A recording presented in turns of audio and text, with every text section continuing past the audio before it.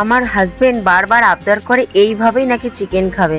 দেখো আমি একটা স্পেশাল মশলা বানিয়েছিলাম, তার জন্য আমি বলছি কী কী করেছি।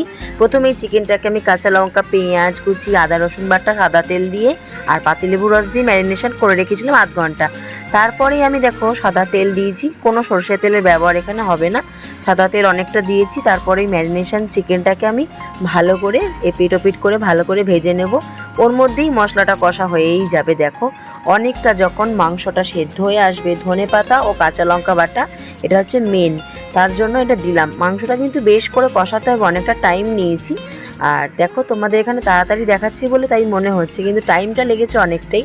আর এখানে গোলমরিচ ও এলাচ দারচিনি ভেজে গুঁড়িয়ে রাখা, এটাই হচ্ছে স্পেশাল মশলাটা। এটা ভীষণ টেস্ট বাড়িয়েছিল, লাস্টে আমি দিয়ে দিয়েছিলাম। সুপার টেস্টি গোলমরিচ আর ধনেপাতা কাঁচা লঙ্কা ফ্লেভারের চিকেনটা আমার রেডি। গরম গরম ভাতের সাথে সার্ভ করেছি। কেমন লাগলো লাইক কমেন্টে জানাবে, পাশে থাকতে চ্যানেলটা আমার সাবস্ক্রাইব করো। টাটা।